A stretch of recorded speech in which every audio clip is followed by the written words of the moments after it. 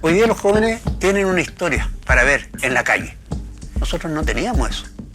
Ya no teníamos esa imaginería llena de pintura. Ahora ven muros por todos lados, tazas por todos lados.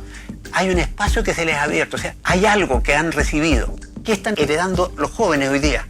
Estos eventos, estos encuentros, estas reflexiones. En eso la cultura ha crecido.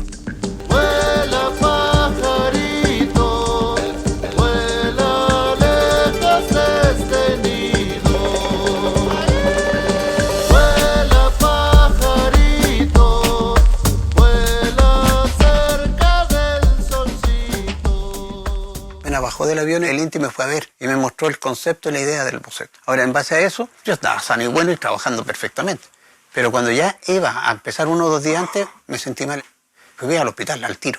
Entonces ahí surgió la idea de que el Matu y el Seba lo podían hacer. Nos reunimos los 3, yo había hecho unos bocetos, lo decidimos y así se hizo. A través del diseño gráfico, como que yo puedo prestarle mis herramientas a Mono. Todo en función de todo este trabajo gráfico transversal, o sea, muralismo, gráfica, silografía, todo eso. Fue como una multiescuela, por así decirlo. Y luego me tocó salir con él afuera de Chile. Me tocó salir, por ejemplo, a Canadá, estuvimos en Vietnam, estuvimos en Francia, yo siempre como asistente.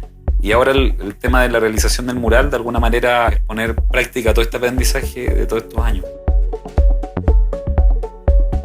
Entré al muralismo a través de el Mono. Lo conocí en un taller de gráfica callejera hace como 8 o 9 años, creo.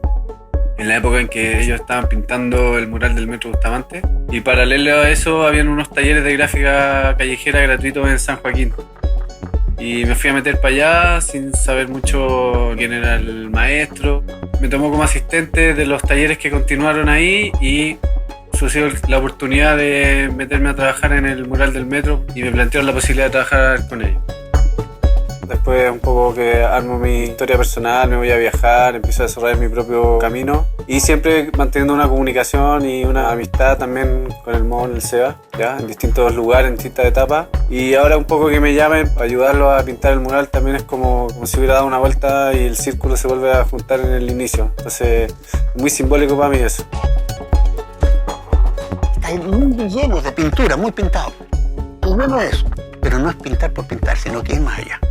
Proponer cosas, distinguirlo, diferenciarnos y discutir. Esto mismo sirve para reflexionar.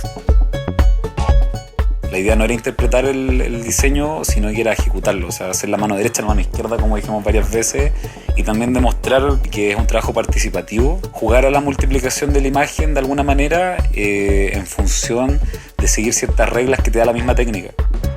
Creo que era sorpresivo para Inti el que yo no estuviera pintando. Y protagonistas son ellos, o sea, por la experiencia que tienen, cómo lo resolvieron, eso es muy importante. Hay una comunicación tras bambalinas. En esa comunicación se puede generar algo muy interesante. Al final de cuentas, los dos murales están conversando, yo creo que todos los artistas están conversando. Mono, independiente de que está hospitalizado, igual estaba conversando en el mural. Es un diálogo, o sea, es una invitación al diálogo. Son dos muros cercanos y una invitación al diálogo. Mi nombre es Matu. Mi nombre es Sebastián González. Soy Mono González, el muro se llama La Guarida.